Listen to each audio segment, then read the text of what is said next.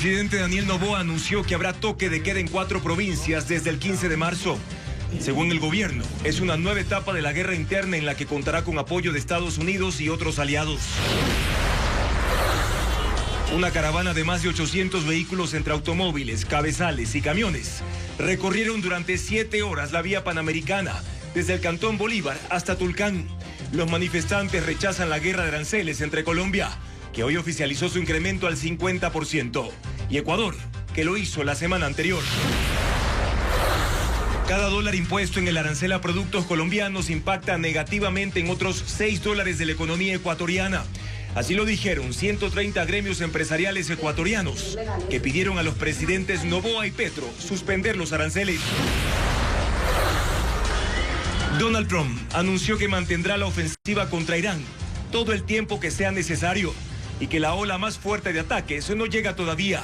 Es el tercer día de bombardeos contra más de 2.000 objetivos y ya hay 555 muertos desde el sábado. El conflicto en Irán disparará el precio internacional del petróleo, un alza que no beneficiará a Ecuador. Televistazo explica por qué. El fiscal a cargo del caso Goleada no se presentó y se declaró fallida la audiencia de apelación a la prisión preventiva del alcalde de Guayaquil, Aquiles Álvarez. Un reporte completo sobre el invierno en La Maná, Cotopaxi. Hay 100 casas afectadas por las fuertes lluvias. Mientras en Esmeraldas, una tormenta que duró 4 horas inundó 2 cantones.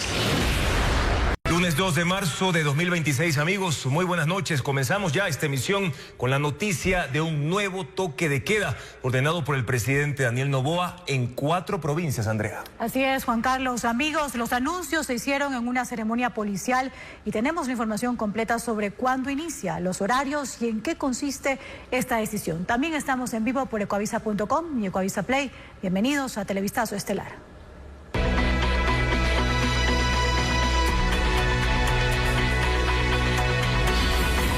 Toque de queda. ¿Guerra avisada?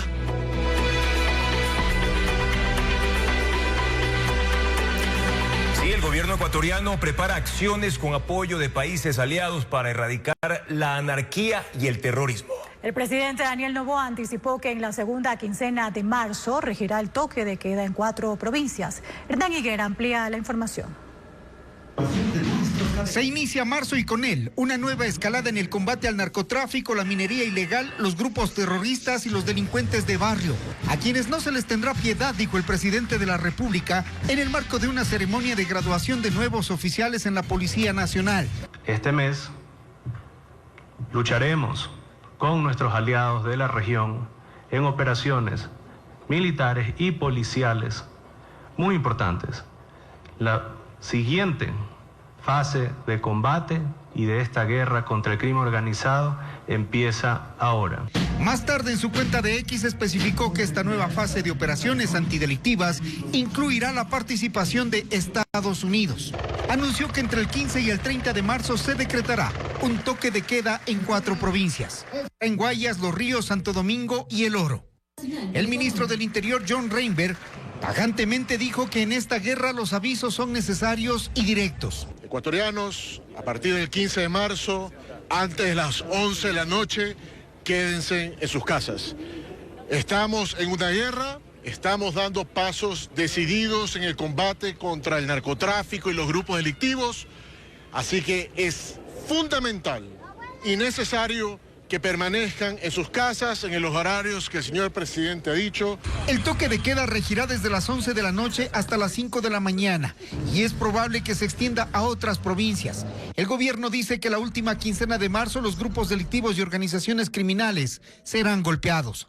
La dureza y la fuerza la van a conocer en las fechas que hemos anunciado. Las advertencias están hechas. Las órdenes dadas a los 328 nuevos oficiales que se incorporan al conflicto armado interno y quienes tienen un pedido del presidente. Y que no le tenga piedad a los criminales. Y que del gobierno recibirán armas, equipos, tecnología, capacitación y respaldo para protegerlos de los grupos criminales. El mando policial entregó simbólicamente al presidente el sable de lealtad para reiterar el compromiso de cumplir la misión ordenada, aunque eso implique también expulsar de sus filas a quienes caen en la seducción del delito y la corrupción. Sean firmes no permitan que la tentación de la corrupción debilite su vocación. Advertidos, los 328 nuevos oficiales serán distribuidos a las provincias, donde se intensificarán las operaciones en menos de 13 días. El comandante del Comando Sur de los Estados Unidos, Francis Donovan, y el comandante de Operaciones Especiales, Mark Schaffer, se reunieron este lunes en el Palacio de Carondelet con el presidente Daniel Noboa y los ministros del Frente de Seguridad. Esta reunión fue reservada y, según la presidencia, en el encuentro se revisaron líneas de coordinación técnica e institucional para reforzar la seguridad hemisférica y enfrentar al crimen organizado transnacional y el narcoterrorismo de manera conjunta. El estado de excepción fue extendido por 30 días más en 9 provincias y 3 cantones por grave conmoción interna. Implica la suspensión de derechos como la inviolabilidad de domicilio. Merlin Ochoa informa que esta medida no ha logrado frenar la violencia. El estado de excepción más reciente fue extendido 30 días más el sábado 28 de febrero. Es una prórroga del decreto firmado el 31 de diciembre por 60 días. El presidente Daniel Noboa argumentó grave conmoción interna.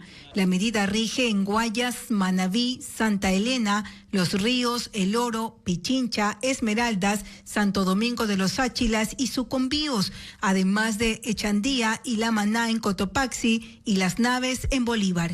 La Constitución permite decretarlo por grave conmoción interna, conflicto armado, calamidad o desastre. Implica suspensión de derechos como la inviolabilidad de domicilio y correspondencia. Habilita allanamientos inmediatos, intervenciones de Fuerzas Armadas y puede incluir toque de queda. Pero, ¿ha servido? En El Oro, de enero a febrero de 2024 fueron asesinadas 29 personas. En el mismo periodo de 2025 subió a 99 y en el 2026 suman 200 acribillados. Durante el gobierno de Lenín Moreno del 2017 al 2021 hubo alrededor de 20 decretos, incluyendo los relacionados a las protestas indígenas y la pandemia del coronavirus. En el mandato de Guillermo Lasso del 2021 al 2023 hubo otros 20 decretos atribuidos a la inseguridad, crisis carcelaria, COVID y emergencias naturales. Desde el 2023, Daniel Noboa suma al menos 14 decretos entre seguridad y protestas, pero el 2025 terminó como el año más violento en la historia del Ecuador. En 2026, el país inició y continúa bajo esta figura focalizada. Mientras los decretos se acumulan, también lo hacen las cifras de violencia. Y más adelante, amigos, vamos a seguir informando detalles sobre la decisión de un nuevo toque de queda con las interrogantes que se han generado en las últimas horas en la ciudadanía en las 4 provincias, donde se aplicará desde el próximo 15 de marzo.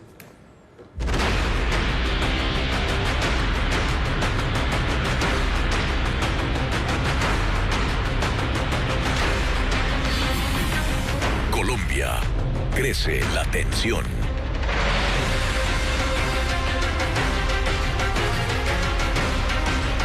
De 800 vehículos se encabezaron hoy en caravana por la vía panamericana en Carchi. Durante 7 horas recorrieron 600 kilómetros desde Bolívar hasta Tulcán. La jornada alteró la movilidad y culminó con una reunión que se mantiene en la gobernación principal. Específicamente está Paola Andrade desde ese punto y nos tiene un reporte. Paola, te saludamos a esta hora. Adelante. Hoy ha sido un día intenso de protesta para el transporte pesado de la provincia del Carchi. Pasado las 8 de la mañana inició esta movilización que acaba de terminar hace pocos minutos, 7:10 de la noche, con la salida de los representantes, los dirigentes de la Asociación de la Gobernación del Carchi. Se reunieron con el viceministro de Infraestructura y el viceministro de Gobierno, pero no hubo ningún acuerdo. Pero miremos en el siguiente reportaje la jornada que protagonizó el transporte pesado de Carchi. Este lunes en Carchi, una caravana de camiones avanzó durante 7 horas por 60 kilómetros de la vía panamericana desde el Cantón Bolívar hasta Tulcán. El convoy, impulsado por la Asociación de Transporte Pesado de la provincia, reunió a cerca de 800 vehículos que se extendieron a lo largo de 20 kilómetros de la E35. Solo su ingreso por el sector de El Obelisco en el sur de Tulcán tomó 45 minutos.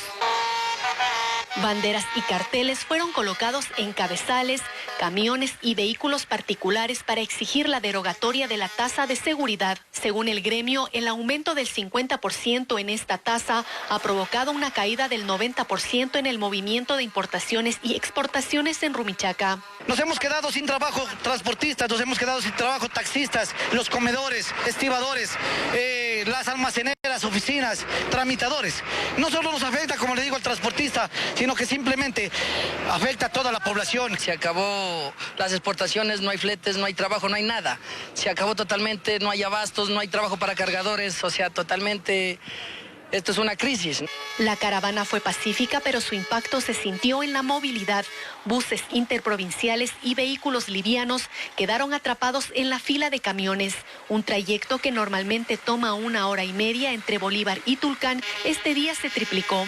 Cerca de 50 militares y policías se desplegaron en el ingreso sur de Tulcán para resguardar el desarrollo de la jornada. La caravana continuó hasta la gobernación del Carchi, donde desde las 17 horas los dirigentes del transporte se reunieron con el gobernador Byron Borja para entregar sus pedidos. El gremio pide al gobierno que se gestione a través de las cancillerías una mesa de diálogo urgente con Colombia. Hasta el cierre de este informe no se habían dado a conocer resoluciones de la reunión. Paola, hemos visto lo que ha pasado durante todo este día, pero en sí, ¿cuál es la situación comercial ya en el centro de Carchi? ¿Qué dicen las personas que están ahí? ¿Hay afectaciones directas?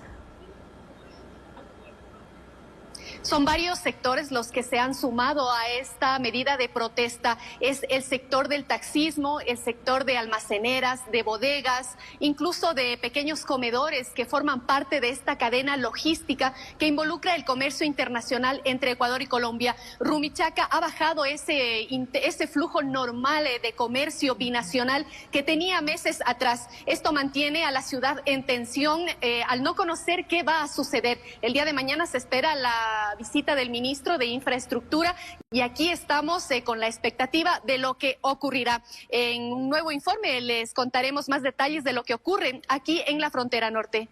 Gracias, Paola, y nosotros estaremos pendientes más adelante con un nuevo enlace.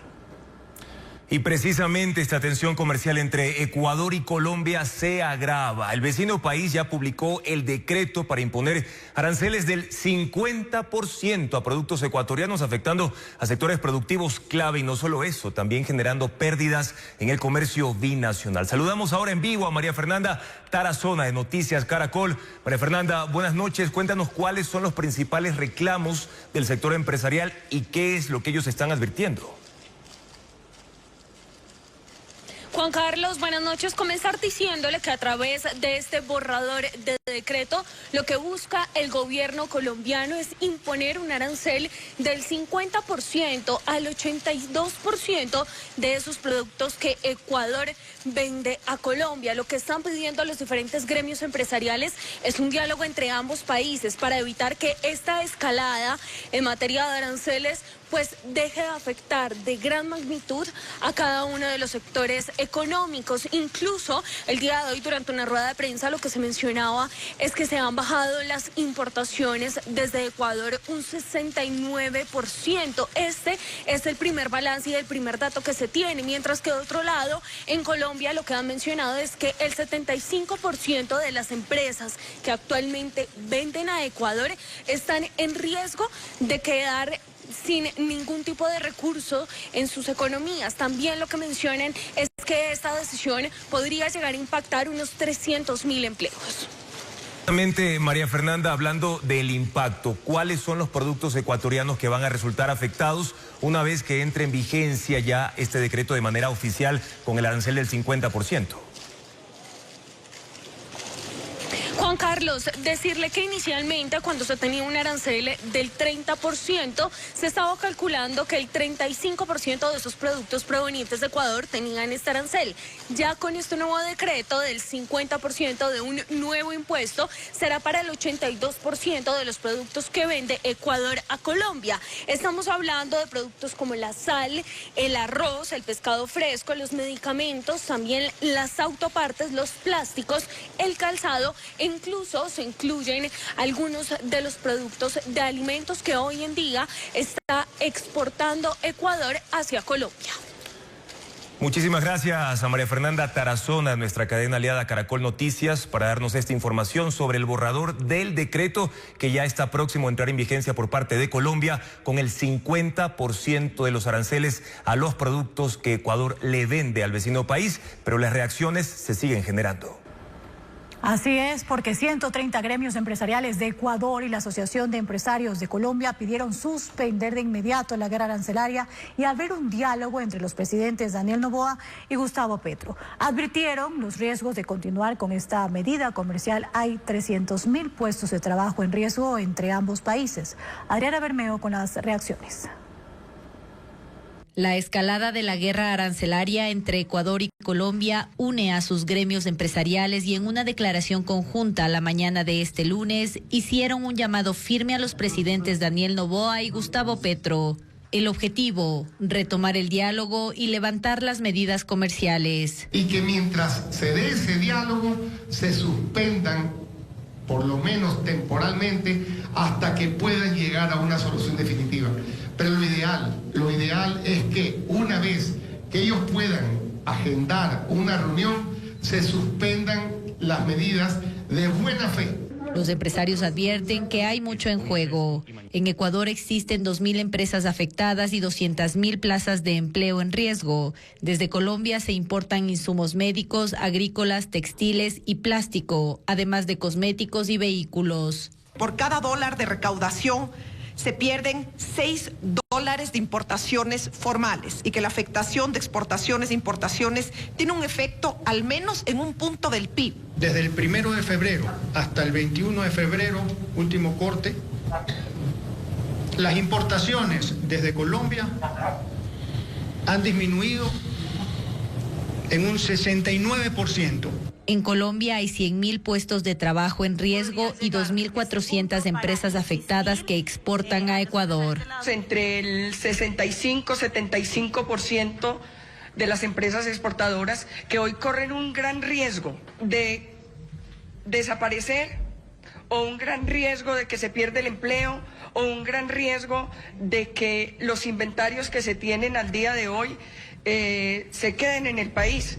Otro de los riesgos, aseguran los gremios, es que el comercio formal será reemplazado por el contrabando. Al elevarse los costos de importación, se abren las puertas para que los actores irregulares hagan de las suyas.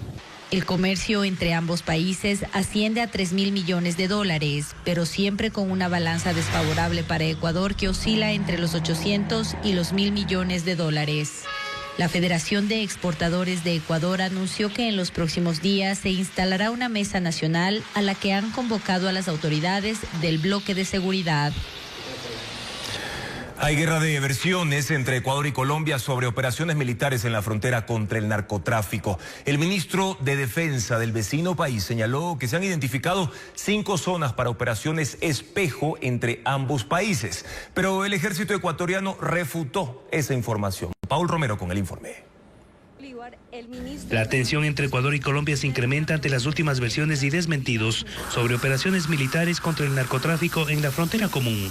Según el ministro de Defensa de Colombia, Pedro Sánchez, en articulación con Ecuador se puso en marcha la Operación Espejo, a la que calificó como una de las apuestas más grandes e integrales de los últimos años. Para combatir un enemigo común, el narcotráfico, el crimen organizado transnacional.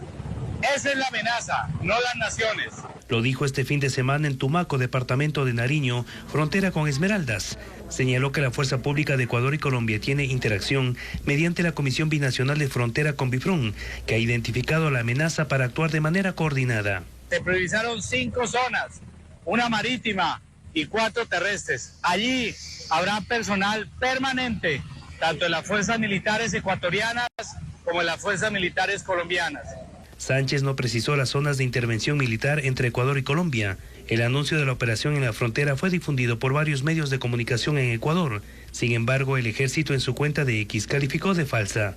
señaló que planifica y ejecuta operaciones militares de ámbito interno de manera independiente en todo el territorio nacional, a fin de salvaguardar la soberanía e integridad territorial y combatir con mano firme a las organizaciones terroristas y delictivas que operan en diferentes ámbitos de las economías ilegales.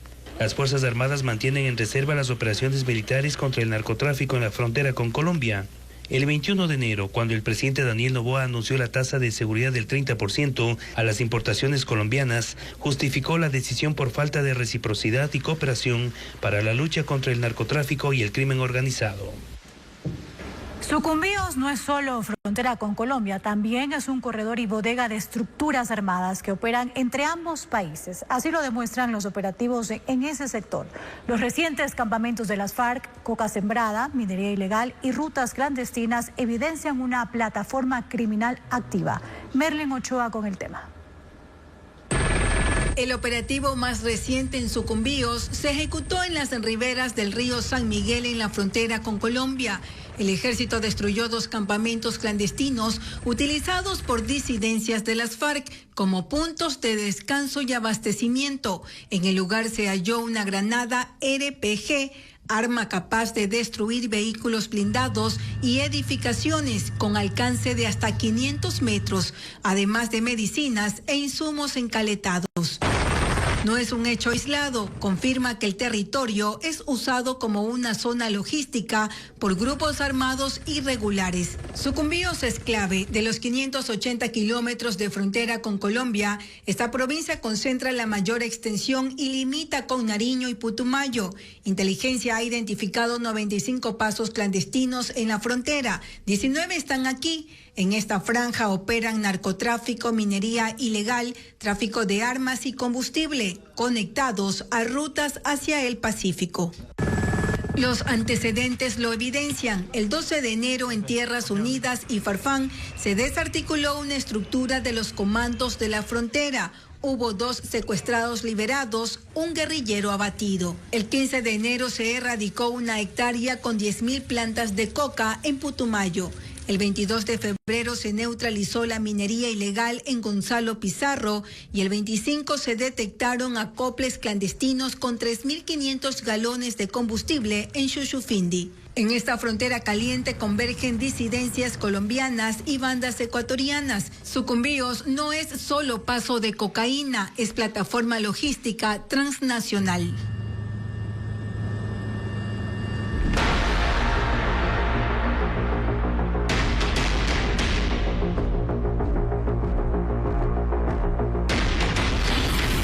Estados Unidos, Irán, día 3 en vilo.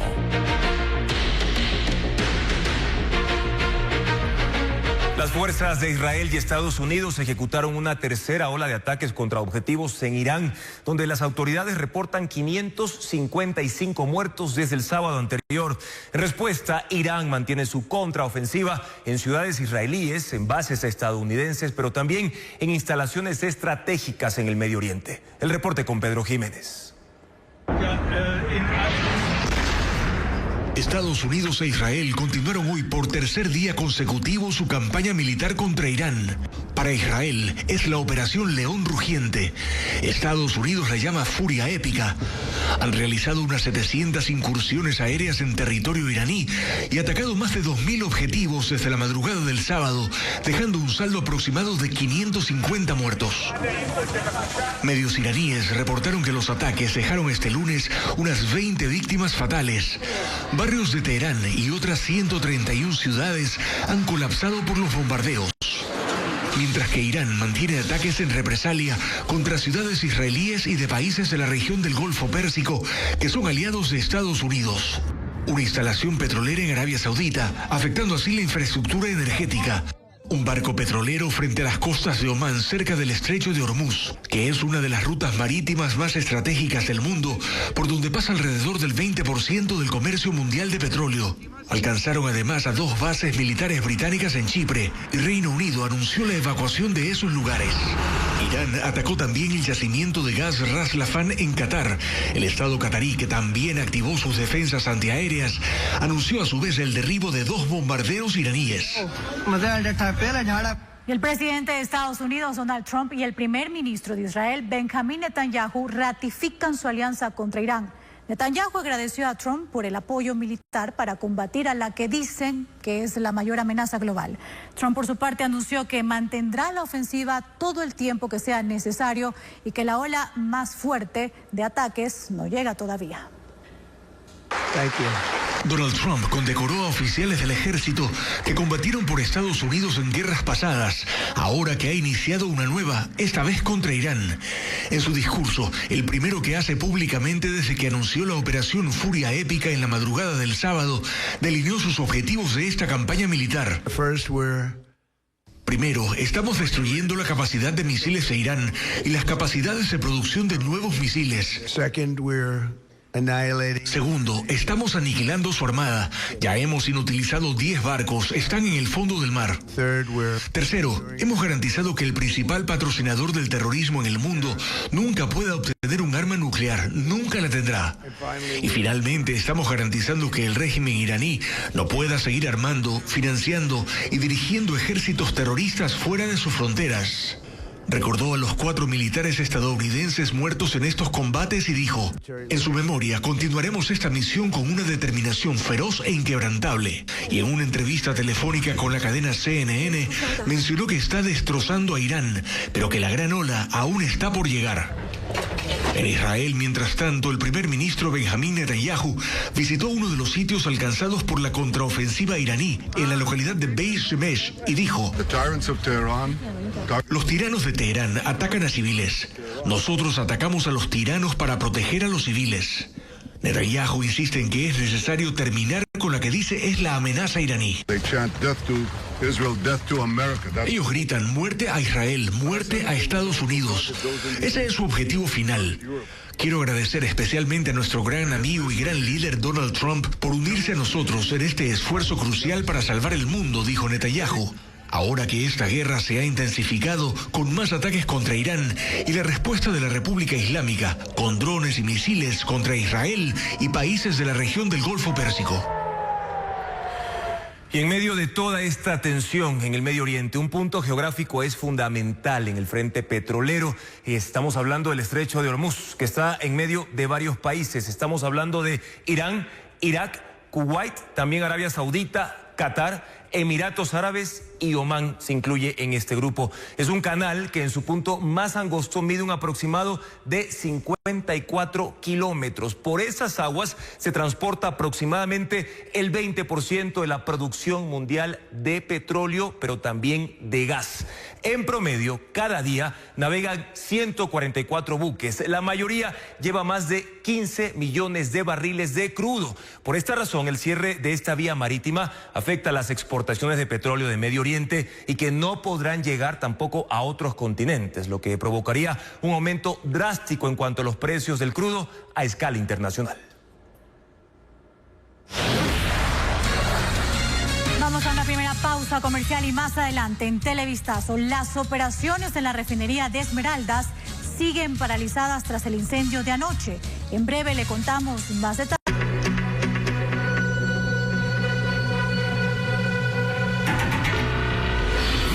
Esmeraldas, una refinería vulnerable.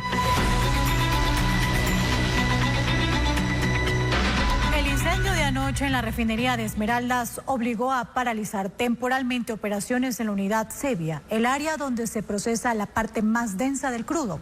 La planta está siendo evaluada tras este nuevo siniestro. Elena Velasco tiene el informe.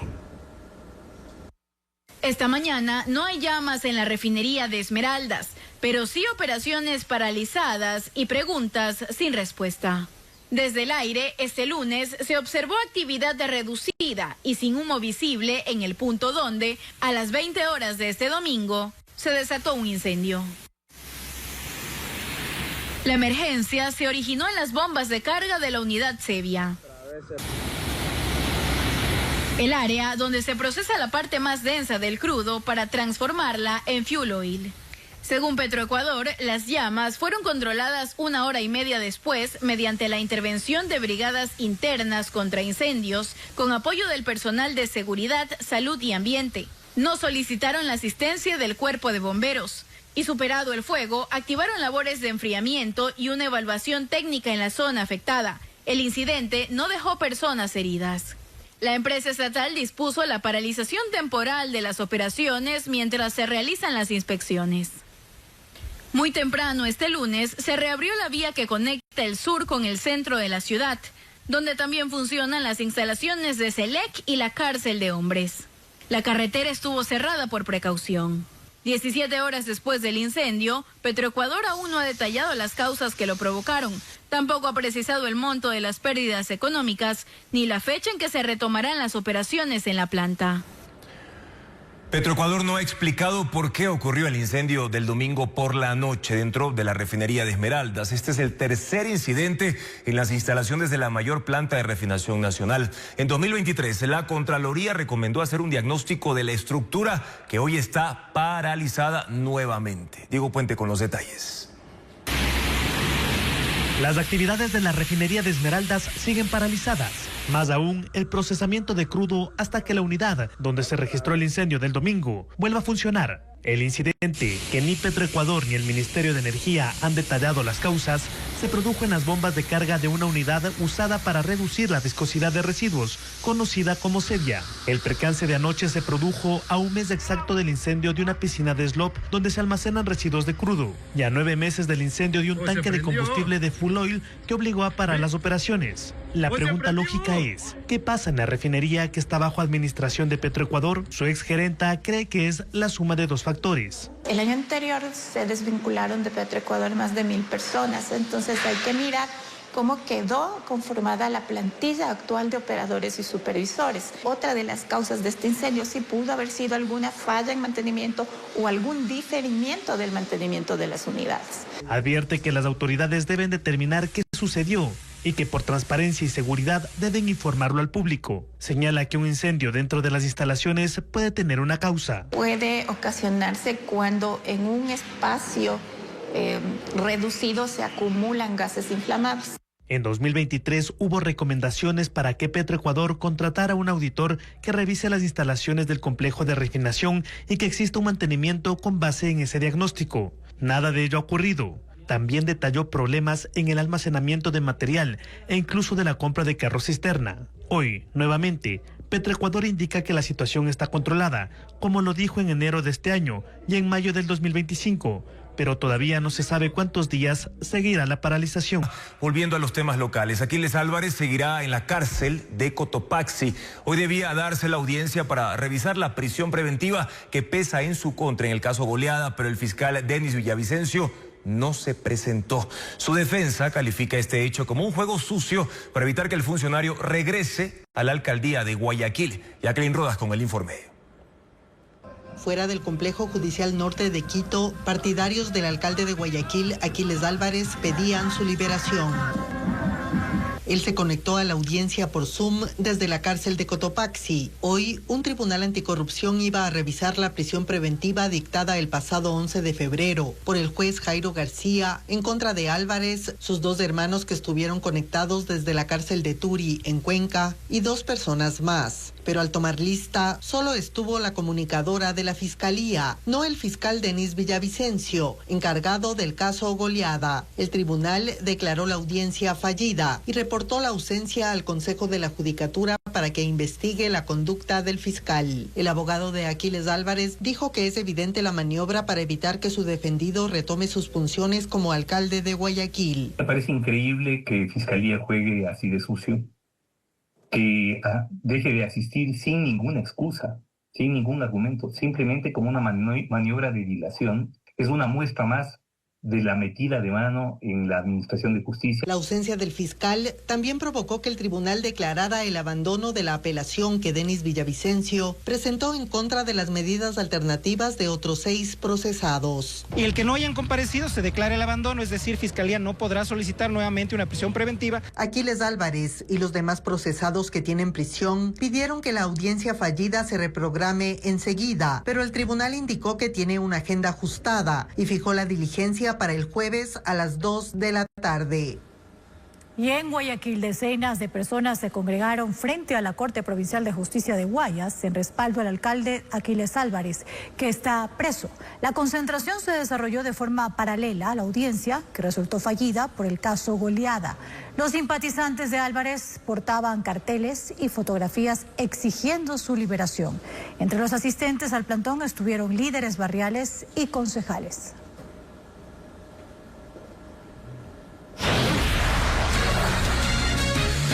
Volvemos en minutos para contarles que el conflicto en Medio Oriente pone en alerta a los exportadores bananeros del país, ya que podría alterar el destino de casi 2 millones de cajas mensuales de esa fruta. Sigan en nuestra sintonía, ya volvemos. Continuamos con más información, amigos. Los principales productos ecuatorianos de exportación no petrolera entrarán en Emiratos Árabes Unidos con arancel cero. Ese es uno de los beneficios del acuerdo de asociación económica integral con ese país que se firmó el domingo durante la reunión del príncipe heredero de Abu Dhabi y el presidente de la República, Daniel Noboa, en Quito. Patricio Díaz tiene detalles de este y otros acuerdos. El 98% de los productos ecuatorianos ingresarán a Emiratos Árabes con beneficios arancelarios.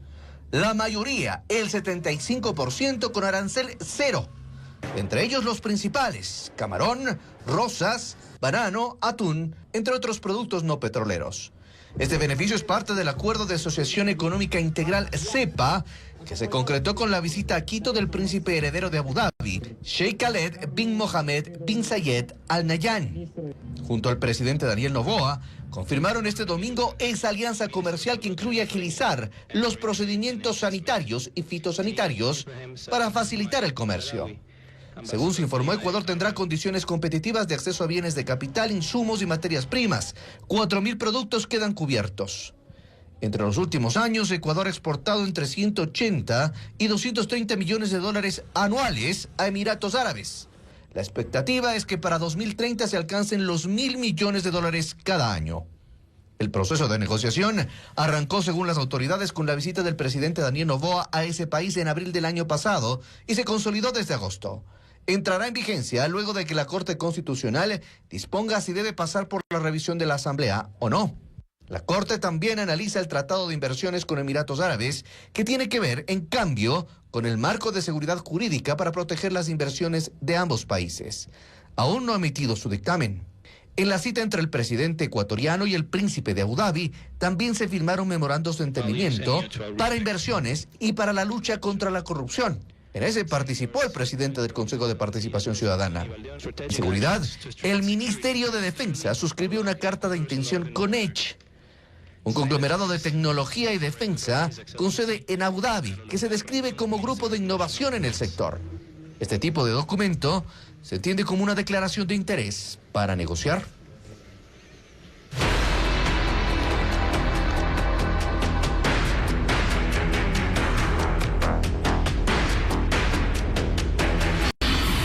Estados Unidos, Irán, ¿cómo afecta a Ecuador?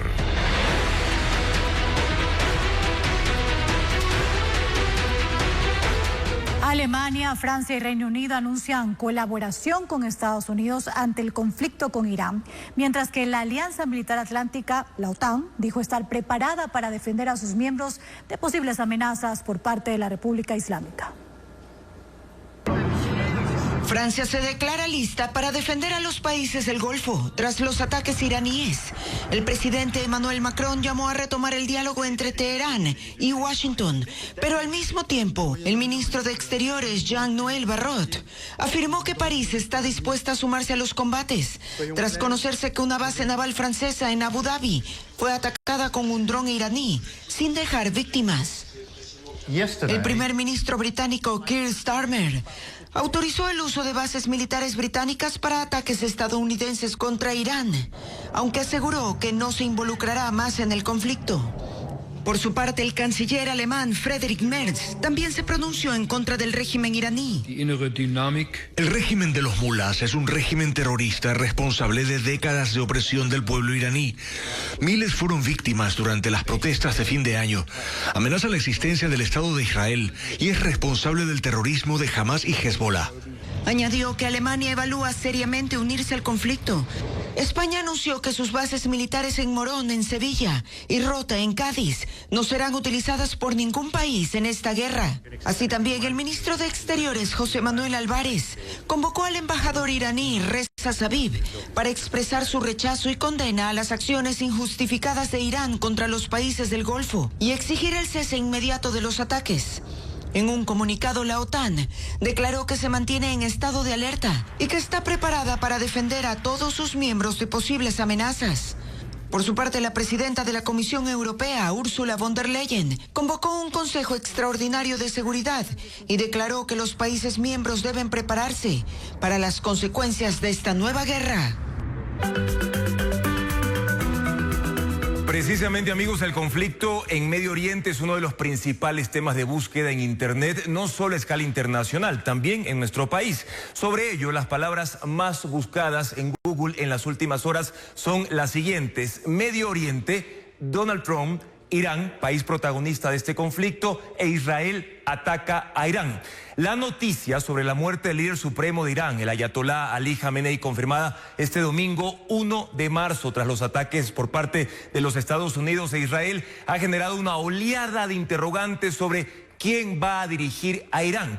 La pregunta principal en el ecosistema digital es: ¿qué viene ahora? Se ha formado un consejo de transición integrado por 3 miembros para este proceso, cuyos nombres son buscados en las redes para entender este nuevo equilibrio de poder en ese país. Se trata de Alireza Arafi, él es el ayatolá que encabeza este consejo temporal. Otra de las búsquedas es para Masoud Pezeshkian. Él precisamente es el actual presidente que ahora forma parte del mando colegiado, y también Golan Hossein Mohseni, él es el jefe del Poder Judicial.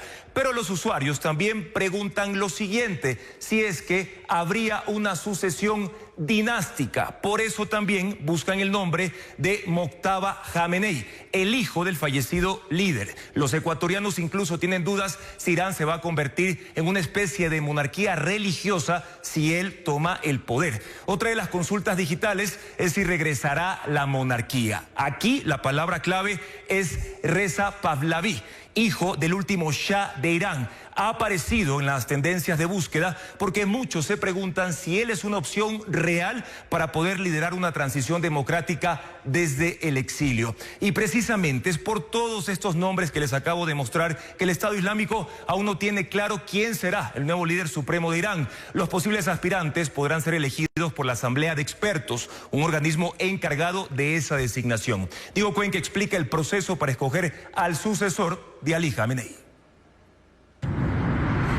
En medio de la guerra, Irán tiene pendiente resolver cuál será su nuevo líder supremo, luego de la muerte del ayatolá Ali Khamenei. Esa decisión está en responsabilidad de la Asamblea de Expertos, integrada por 88 clérigos chiitas, elegidos cada 8 años. Sus deliberaciones son reservadas y su autoridad es determinante. La nueva designación requiere mayoría absoluta, es decir, la mitad más 1. El nuevo líder debe ser hombre y tener lealtad a la República Islámica. Según CNN, son 5 los aspirantes para ocupar ese poder. Alireza Arafi, de 67 años, que fue un hombre de confianza de Khamenei. Mojtaba Khamenei, de 56 años, segundo hijo del líder fallecido, tiene estrechos vínculos con el cuerpo de la Guardia Revolucionaria Islámica. Hassan Khomeini, de 50 años, nieto del fundador de la República Islámica, el ayatolá Ruhollah Khomeini, actual custodio de su mausoleo. Y Muhammad Mirbaheiri, de 60 años, clérigo de línea dura y miembro de la Asamblea de Expertos, quien dirige la Academia de Ciencias Islámicas. Hashem Busheri, de 60 años, es un clérigo de alto rango, estrechamente vinculado a las instituciones que gestionan la sucesión, en particular la Asamblea de Expertos, donde se desempeña como primer vicepresidente. Ese proceso de sucesión aún no tiene fecha, pero según medios internacionales, la Asamblea busca actuar con rapidez para mostrar estabilidad en el país frente a los ataques de Estados Unidos e Israel. nuestro radar digital, porque otra de las preguntas que ha sido tendencia en el transcurso del día sobre esta situación es cómo afecta el conflicto en Medio Oriente a los precios del petróleo y también la inflación. Por ejemplo, en el caso del crudo Brent del Reino Unido, que es de referencia a escala mundial, subió en las primeras horas de este lunes en 10%. Estamos hablando de $82 por barril por los intentos precisamente de Irán de bloquear el estrecho de Hormuz. Ahora, el petróleo WTI que se produce en los Estados Unidos, que es de referencia para el crudo ecuatoriano, también subió en aproximadamente 7.6% con un barril de $72.20, dado que Irán controla puntos estratégicos para el crudo mundial. Los precios del barril WTI ya han mostrado picos de volatilidad en el transcurso del día y son valores que fluctúan supeditados a lo que está ocurriendo precisamente en Irán. Entonces, los ecuatorianos en el ecosistema digital se han preguntado principalmente, ¿subirá la gasolina súper? ¿Por qué razón? Porque su precio está complementado, está supeditado al mercado internacional. Esta gasolina, su precio está completamente liberalizado y el impacto más inmediato pues se podría esperar. Pero también se han preguntado en el ecosistema digital, ¿qué pasará con la inflación? ¿Habrá inflación? Porque existe el temor de que un petróleo caro pueda aumentar el costo de las importaciones y por ende el costo de la vida. Y hablando de este tema, Patricio Díaz ha preparado un reportaje en el que explica por qué, a pesar del aumento en el precio internacional del petróleo, Ecuador no se podría beneficiar.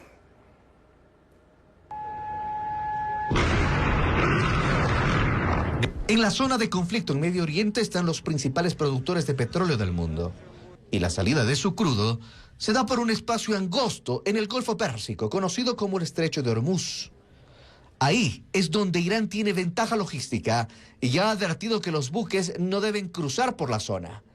Diariamente por el Estrecho de Hormuz se transportan entre 15 y 20 millones de barriles, es decir, el 20% de la producción mundial.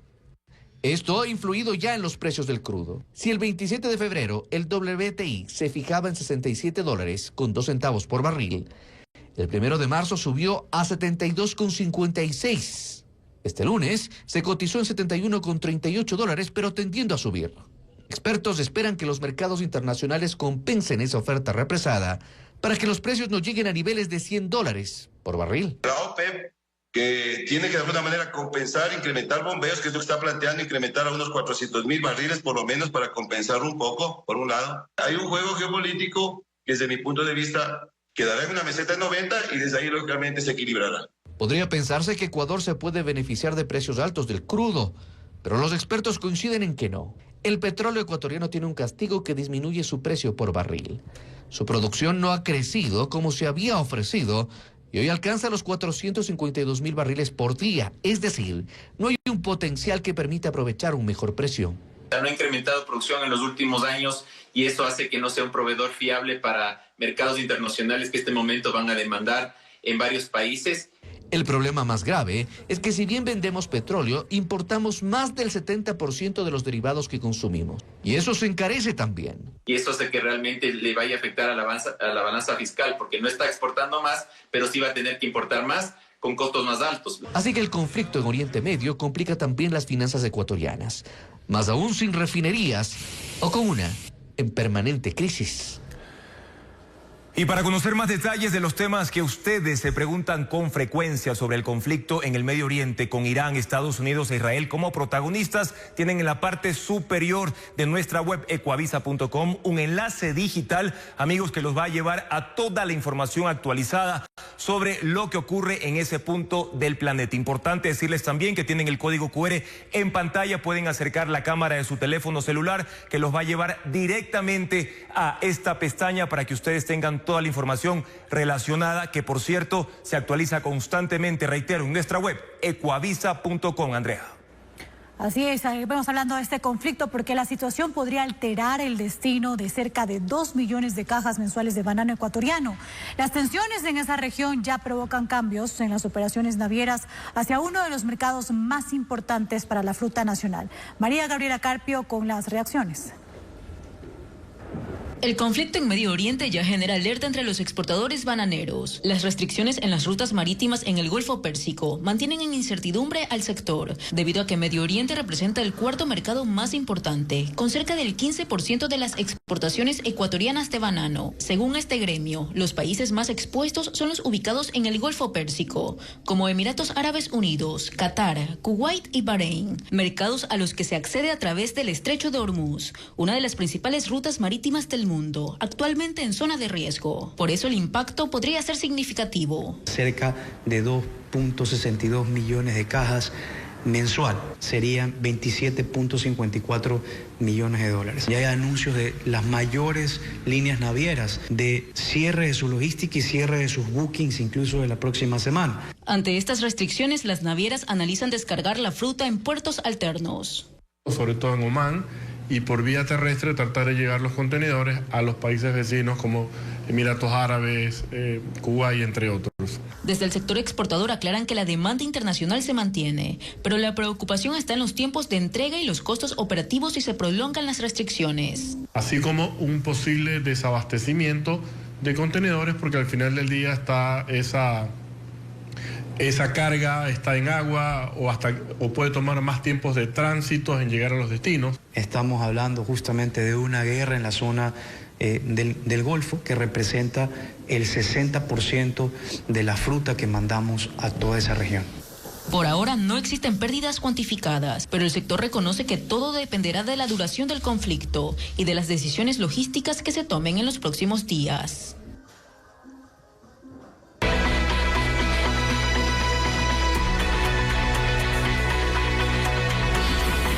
Toque de queda. ¿Guerra avisada? Bien, cerca de 2 meses de la movilización de tropas a las provincias de Guayas, Manabí y Los Ríos para la denominada ofensiva total, se han aprehendido aproximadamente 400 personas vinculadas a organizaciones criminales, según el Ministerio de Defensa.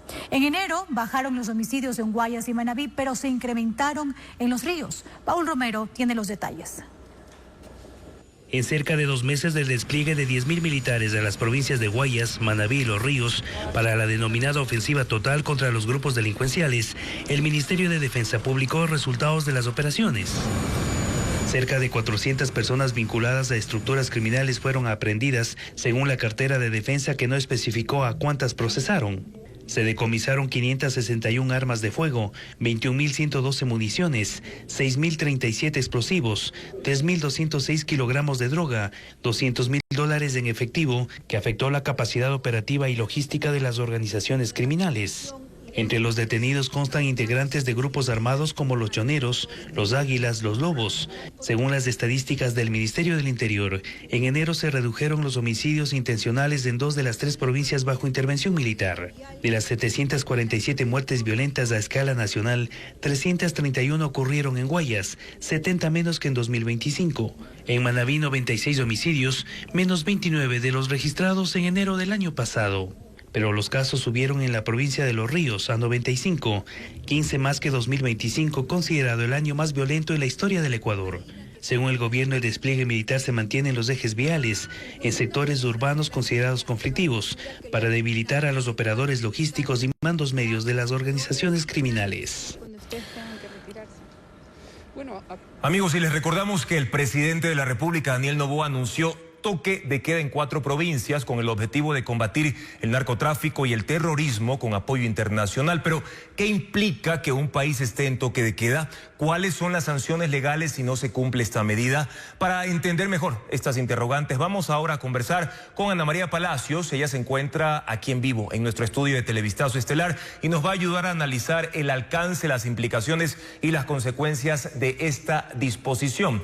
El toque de queda se aplicará en 4 territorios del Ecuador. Hablamos de Guayas, Los Ríos, Santo Domingo de los Áchilas y también El Oro, consideradas de mayor riesgo delictivo. La medida entrará en vigencia desde el 15 hasta el 31 de marzo, es decir, durante 17 días. En ese periodo, los ciudadanos no podrán transitar ni permanecer en espacios públicos en horarios específicos, como parte de las acciones del gobierno precisamente para establecer el orden y la seguridad frente a la actual crisis. Te consulto, Ana María, ¿cuáles son los horarios en los que la gente no podrá salir de sus hogares?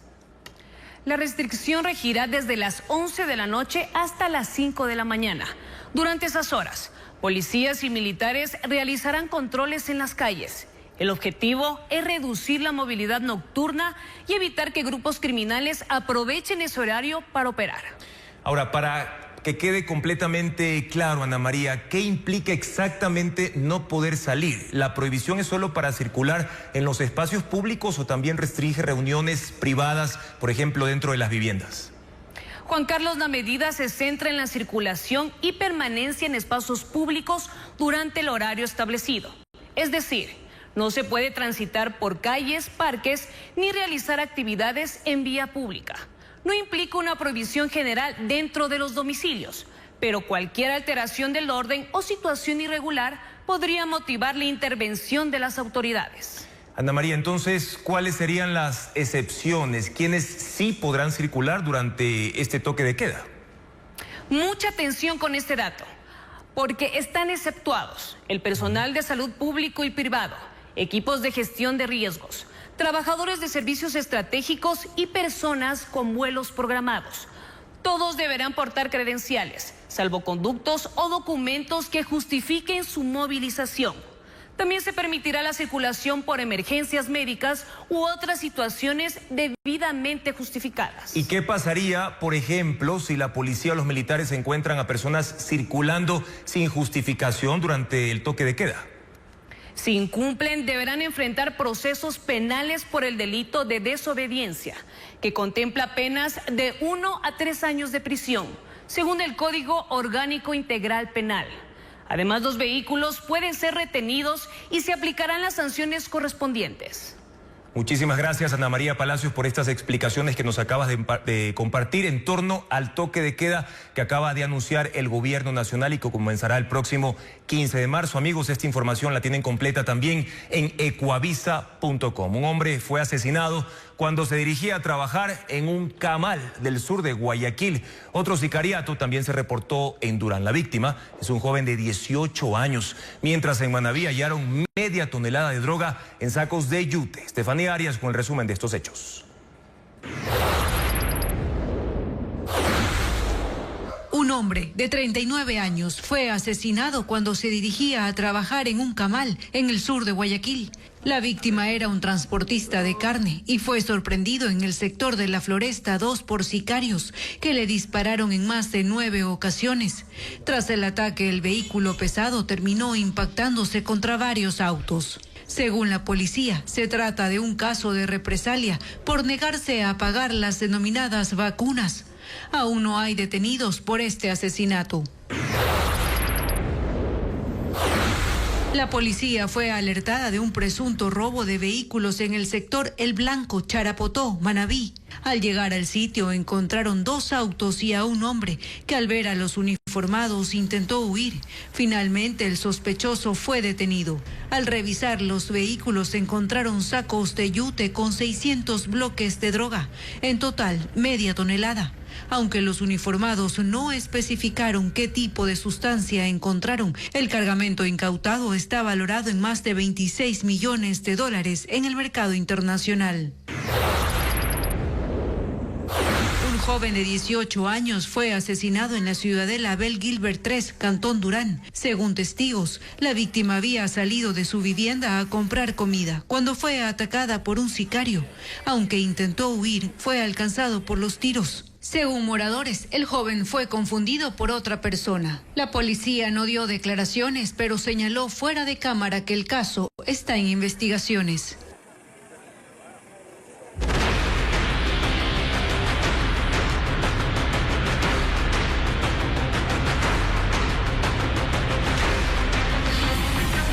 Colombia, crece la tensión. Y con el 50% de recargo en productos, gremios alertan que miles de empresas y empleos podrían verse afectados en ambos países. Retomamos el contacto con María Tarazona de Noticias Caracol. María Fernanda, las cámaras de ambos países coordinan su posición, pero te preguntamos cuál es el pedido del sector empresarial de Colombia. Juan Carlos, buenas noches. Lo que han solicitado los sectores empresariales más importantes de Colombia es que ambos países se sienten para hablar precisamente sobre los aranceles y las medidas que van a desarrollar en materia de seguridad allá en el puente de Rumichaca. Lo que dicen es que esta medida de aumentar los aranceles, no solamente del lado ecuatoriano, sino también de Colombia, con este borrador de decreto que pasa de un 30% al 50% los aranceles de Colombia a Ecuador, pues está afectando no solamente a las empresas, sino también a los trabajadores. Se estima que estarían en riesgo 300.000 empleos de ambos lados, precisamente por esta guerra arancelaria. ¿Y qué medidas plantea el sector del transporte pesado, sobre todo en la frontera entre Ecuador y Colombia?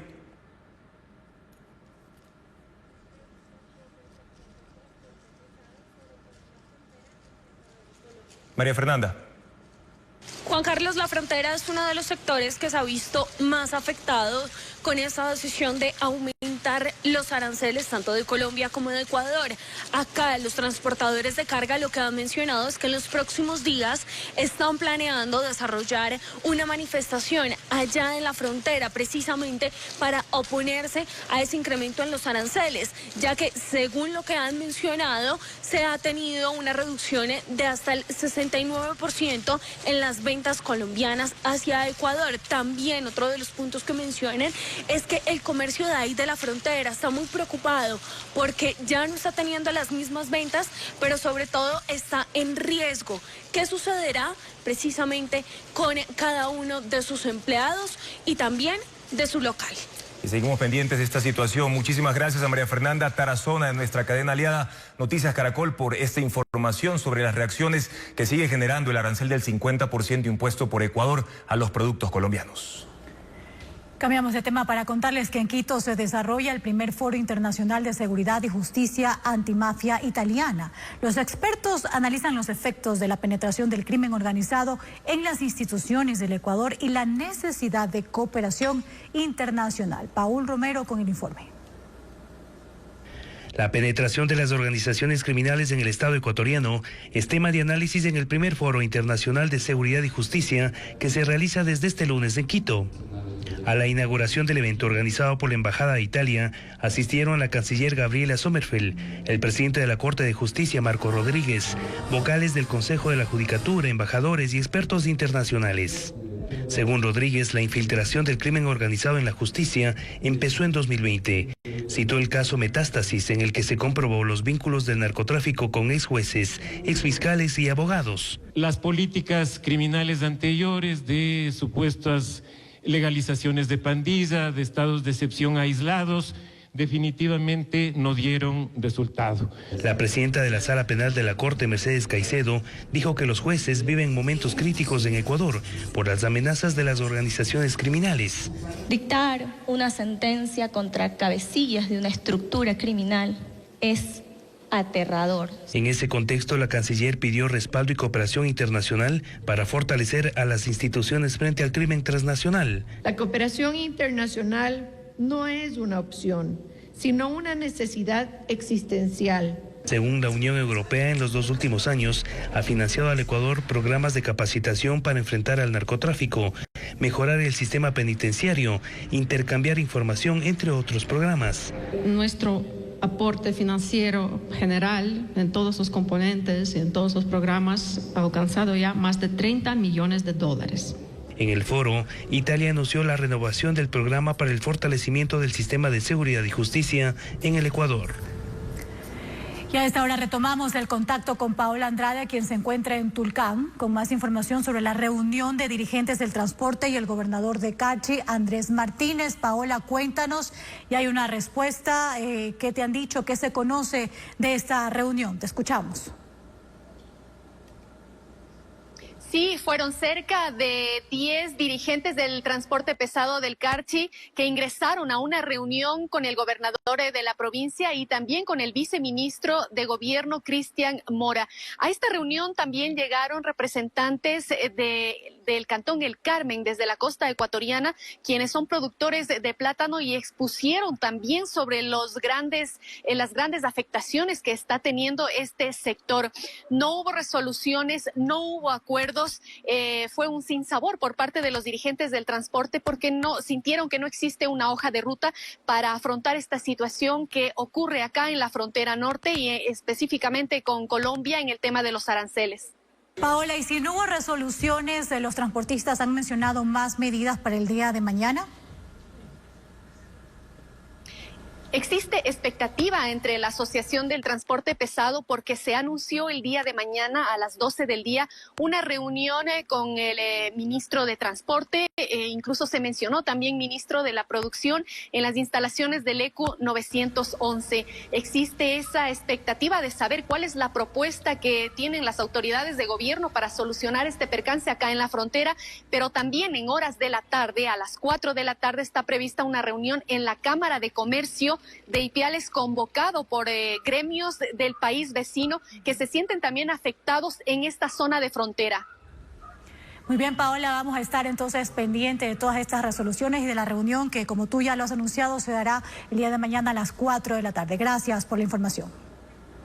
En otros temas, el caso AAA no tiene tribunal. Solo está en funciones el juez Víctor Barahona, quien decidió aceptar la excusa presentada por sus dos compañeros, Carlos Serrano y Cristian Fierro. Se espera el sorteo de sus reemplazos a 5 días del juicio contra Aquiles Álvarez y 15 personas más. Está en duda la instalación del juicio del caso AAA, convocado para este sábado en contra del alcalde de Guayaquil, Aquiles Álvarez, otras 15 personas y 6 empresas. El Tribunal Anticorrupción que debe juzgarlos se desintegró. Primero fue destituida la jueza Gabriela Lara, investigada por enriquecimiento ilícito al no poder justificar $92,000 encontrados en su casa en una caja de zapatos. Será procesada este miércoles en el caso Fachada. Ella fue reemplazada por Víctor Barahona, pero los otros dos jueces que quedaban, Carlos Serrano y Cristian Fierro, presentaron su excusa y Barahona la aceptó. El juez consideró que los criterios expuestos por sus colegas son válidos y los separó del caso AAA porque su imparcialidad se vio comprometida. Ambos fueron convocados por la Asamblea y respondieron preguntas en el juicio político que terminó en la destitución del entonces presidente de la Judicatura, Mario Godoy. Además, el juez Serrano presentó su renuncia luego de recibir amenazas y presiones. Sigue en el exilio y está en trámite su salida del cargo, mientras el juez Fierro aún enfrenta un sumario administrativo propiciado por el fiscal general encargado Carlos Alarcón, quien tuvo en sus manos el caso AAA. El juez Barahona, luego de aceptar las excusas, solicitó a la oficina de sorteos que nombre a los reemplazos, pero hasta el cierre de este informe eso no ocurría. Este sábado, además del juicio, está previsto que se resuelva la revisión de las medidas cautelares de Aquiles Álvarez, por lo que podrían dictarle una segunda orden de prisión. Y pese a la relevancia del cargo, pocos juristas han postulado al concurso de fiscal general. A horas de vencer el plazo de inscripción, el Consejo de Participación reporta que 17 personas han entregado la documentación requerida, como lo informa Daniela Valencia. La baja participación para un cargo clave en la lucha contra la corrupción y el crimen organizado contrasta con la liviandad del mensaje oficial.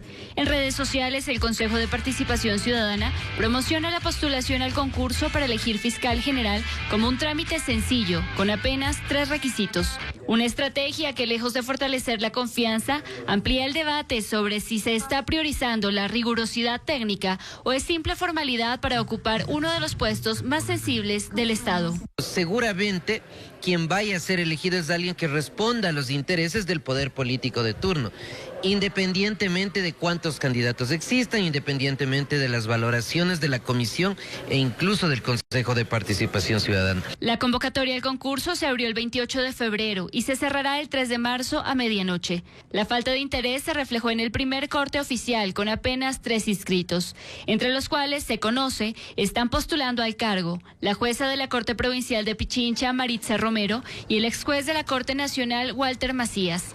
Durante el fin de semana se alertó que no se pudieron presentar postulaciones. Tuvimos alertas y el día de ayer un postulante no pudo ingresar en las oficinas ubicadas en Amazonas, no pudo ingresar. El guardia le dijo que no están atendiendo. Un proceso que comenzó con números mínimos llega a esta fase de postulación con más ruido que confianza, con una cuestionada Comisión Ciudadana de Selección que deberá acreditarse en el camino. La Comisión Ciudadana de Selección se apoya del equipo técnico, que son los representantes, los delegados de cada uno de los consejeros de Participación Ciudadana y Control Social, para que los procesos se hagan acorde a lo que manda la normativa. Concluida la fase de postulación, la comisión tendrá 10 días para la revisión de carpetas. El Pleno del Consejo conocerá a los candidatos oficiales hasta el 8 de abril. Les contamos ahora que hoy culminó la veda de cangrejo rojo en Ecuador, por lo que desde mañana los amantes de este crustáceo podrán disfrutarlo sin ningún problema. El periodo de veda empezó el 1 de febrero debido a la temporada de reproducción. Durante ese tiempo estuvo prohibido capturar, transportar y vender esta especie. La próxima veda correspondiente a la muda de caparazón será del 1 al 30 de septiembre.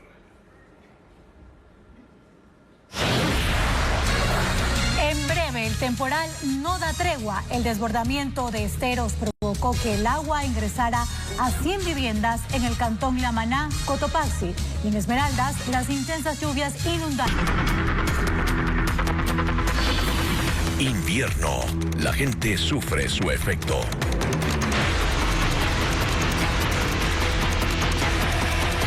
Con intensas lluvias y tormentas eléctricas, el invierno pasa factura, sobre todo en Guayas, donde varios cantones quedaron afectados este fin de semana.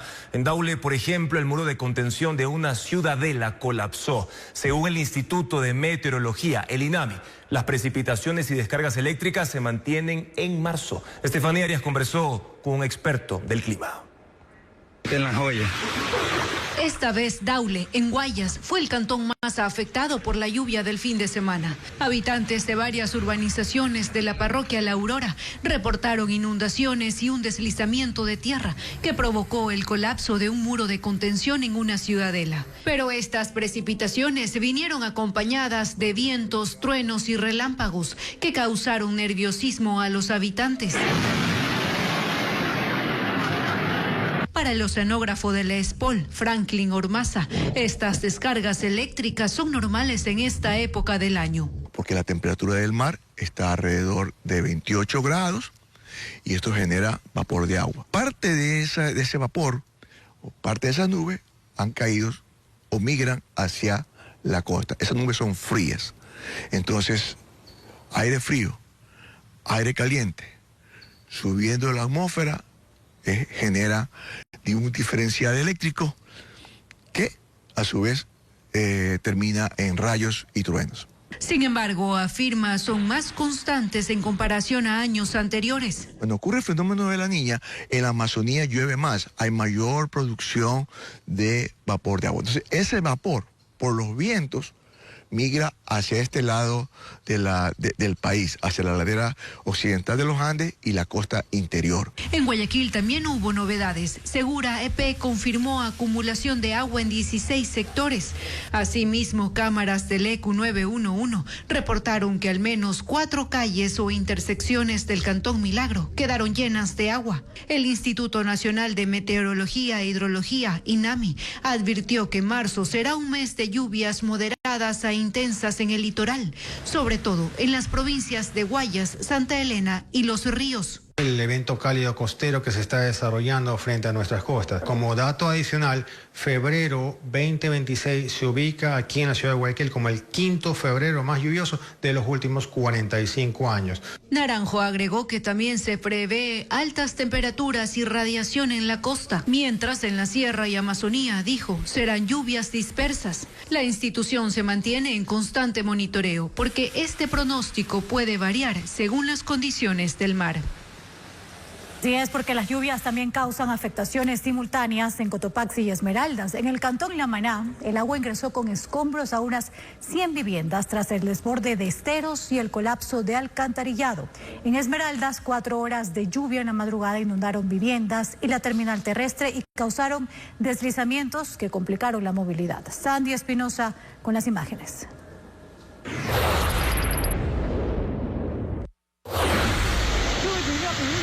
En Cotopaxi, zonas del centro y norte del cantón La Maná quedaron cubiertas de agua tras los aguaceros y el desbordamiento de 3 esteros. La corriente arrastró escombros hasta el interior de las viviendas y dejó 100 hogares afectados. El agua alcanzó electrodomésticos, deterioró paredes y comprometió la estructura de al menos 20 casas. Los afectados calculan que las pérdidas rondan los $10,000. Fue gran inundación que vino aquí, se llevó todito, algunas cosas se llevaron, plantas, qué sé yo, se llevaron zapatos, ropa, algunas cosas. El cuerpo de bomberos trabajó en la evacuación del agua acumulada dentro de las viviendas. Que traen palizada, los lugares que no son limpiados a tiempo, todo eso se arrastra por la corriente y llega a estos lugares cerca del centro, donde colapsa todo, se llena, las alcantarillas. En las calles, los afectados sacan sillones y electrodomésticos para intentar rescatar lo que todavía funciona. En otras viviendas construyen muros de 40 centímetros en los accesos, una defensa improvisada ante el temor de que el agua regrese con la misma fuerza.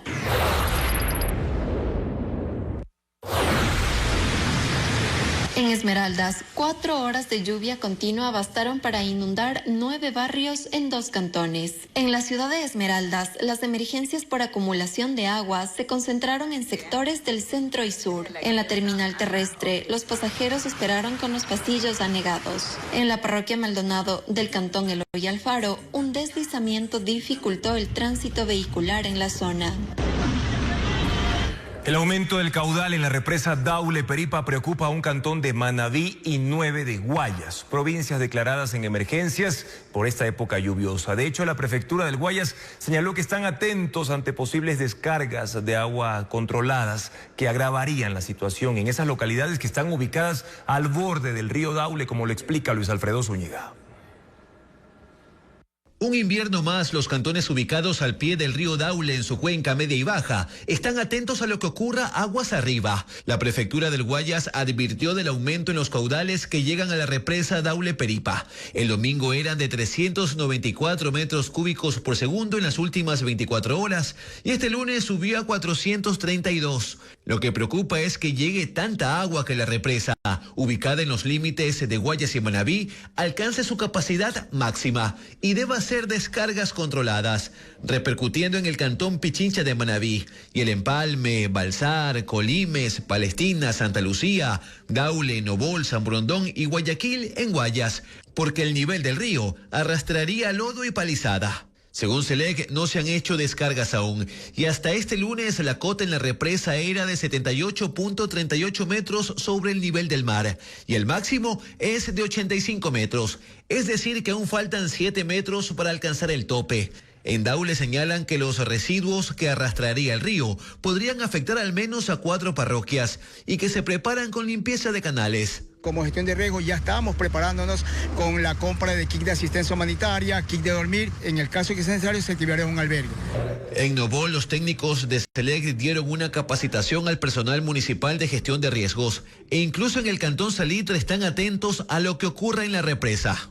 Se está solicitando kit de asistencia humanitaria para las personas de aquí de este sector que también fueron afectados, ¿no? Aquí se ha afectado plantaciones como es de arroz, cacao, verde. La prefectura del Guayas y los cantones en la ribera del río señalan que están en constante comunicación con SELEC en caso de existir alguna novedad. Y cambiamos de tema para contarles la liquidación de la cooperativa CREA sigue golpeando a decenas de familias. Aunque el 97% de los socios ya recuperó su dinero, 281 personas siguen esperando, entre ellas quienes tenían ahorros superiores a $32,000. No hay un plazo definido para la devolución del resto y mientras tanto los afectados advierten que mantendrán protestas hasta obtener respuestas. Berta Barzallo no duerme tranquila desde el 29 de julio del 2025. Ese día, la Superintendencia de Economía Popular y Solidaria declaró la liquidación forzosa de la Cooperativa de Ahorro y Crédito CREA con sede en Cuenca. Esto por presentar índices financieros negativos. Desde entonces, su vida se reduce a trámites y espera. El dinero que aún no le devuelven no es solo suyo. se lo entregaron sus 2 hijos que viven en Estados Unidos y no tienen un estatus migratorio regular. Están mal. Mi hija llora todos los días diciendo que mi dinerito. Yo que pensaba comprar la casita y ahora si me voy, ¿a dónde voy a llegar? ¿Qué voy a hacer? Berta es parte de los 281 socios que aún no recuperan sus ahorros. En este grupo están quienes tenían depósitos superiores a los $32,000, monto que supera la cobertura de la Corporación de Seguro de Depósitos, COSEDE. Gonzalo Quito también integra esa lista. Sus ahorros eran el respaldo para los gastos médicos de su madre. Lo más duro, no tener ese dinero que contábamos para nuestros medicamentos, hablo personalmente, y también problemas de mi madre que tiene que acudir donde médico. Este lunes, en el auditorio de la Quinta Lucrecia, en Cuenca, alrededor de 50 usuarios con pagos pendientes acudieron a una reunión para escuchar explicaciones de representantes de la COSEDE y de la Superintendencia de Economía Popular y Solidaria. Según la COSEDE, ya se devolvieron $79.5 millones a 74,000 socios, lo que representa el 97% del total. El 3% restante, entre ellos Berta y Gonzalo, recibirán su dinero una vez que se vendan los bienes de la cooperativa y no existe un plazo definido para eso. La normativa legal establece que el liquidador es el único y absoluto responsable de qué personas y por qué valores, hasta el monto máximo de la cobertura, nosotros tenemos que cancelar el seguro de depósito. Hasta que eso ocurra, los socios anuncian que continuarán con plantones y manifestaciones. Aseguran que no van a detenerse hasta recuperar su dinero. La cooperativa CREA llegó a tener 34 agencias en 9 provincias del país. Hoy lo que queda son cuentas pendientes y 281 socios que siguen. La ATM en Guayaquil habilitó la revisión vehicular sin necesidad, ojo con esto amigos, de agendar un turno. Además, la Embajada de los Estados Unidos en Ecuador y el Servicio de Rentas Internas abrieron ofertas de empleo. Más detalles de estos servicios para ustedes con Luis Alfredo Zúñiga.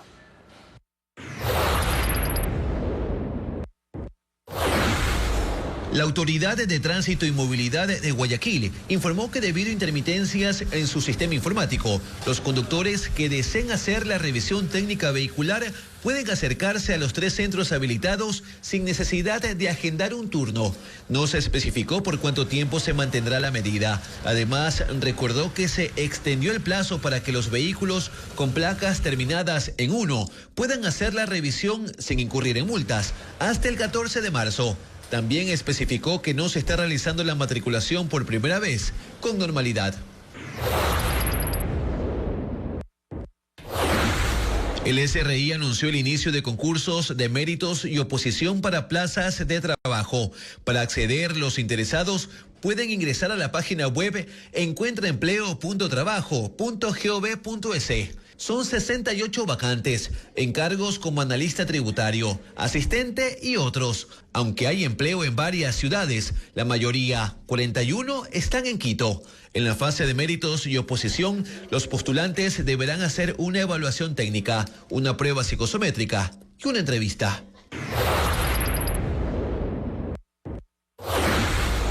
La Embajada de Estados Unidos en Ecuador también abrió ofertas de empleo en las ciudades de Quito y Guayaquil. Los interesados deben ingresar al portal web s.usembassy.gov/es/ y dirigirse a la pestaña Empleos en la Embajada. Las ofertas que siguen disponibles están abiertas hasta el 12 y 13 de marzo. Entre las plazas para Guayaquil está la de chofer, con un sueldo de $18,000 al año o $1,500 al mes. Mientras en Quito una de las ofertas es para analista de gestión financiera. Los postulantes deben presentar una serie de requisitos establecidos según el cargo para el que participen. Sin embargo, para todos es importante el manejo del idioma inglés. Les contamos ahora que el personaje de Héctor Hugo Valencia debutará el martes 10 de marzo a las 9 de la noche en las pantallas de Coavisa cuando ya se estrene la serie Cholito Forever. Bueno, y el actor Martín Calle, recordado en producciones de esta casa televisiva como Tres Familias, se convierte en el villano de esta entrega. Diana León conversó con él. Pero tengo poder y el poder es todo, Chalén, todo. Probar la maldad de un personaje era un reto pendiente en la carrera del actor Martín Calle. Bueno, échale por favor al grano, que tengo reuniones. ¿Quieres? Vamos. Y se dio ese gusto en cada capítulo de Cholito Forever, donde interpreta al antagonista Héctor Hugo Valencia. El miedo no se impone, se siembra. El villano ya forma parte de su piel. Ser un antagonista me ha gustado siempre tenerlo en mente, pero ahora que ya lo tengo, que lo estoy interpretando, lo estoy disfrutando al máximo. Mira dónde te han llevado tus valores. No es nadie, en cambio yo. Valencia es manipulador y malicioso, y el público lo conocerá desde el martes 10 de marzo, cuando se estrene la producción. Es una persona que tiene muchos mundos dentro de su cabeza. Lo mejor es que lo dejamos ahí para que lo puedan ver y lo puedan disfrutar. Negra de mi vida, no seas tan extremista. ¿Qué te pasó? El talento de Martín ya había conquistado al público de Coavisa gracias a varios personajes como Genaro, el querido protagonista de la comedia Tres Familias, que estuvo al aire durante 6 años, entre 2014 y 2020, además de sus 36 años dedicado a la actuación. Cada proyecto que hemos hecho, desde novelas, series, ha sido como que un éxito, gracias al cariño de la gente. En Cholito Forever, Valencia lidera una empresa inmobiliaria que querrá pasar por encima de cualquiera que sea un obstáculo para sus objetivos económicos. Y de hecho tenemos varias sorpresas de esta nueva producción, porque ustedes mañana en Televistazo van a conocer al influencer Elba González. Ella habla de su debut como actriz en el rol de Pepita Chalén. Así que no se pierdan la oportunidad de seguir conociendo los personajes de la serie El Cholito Forever, que se estrenará el martes 10 de marzo en la pantalla de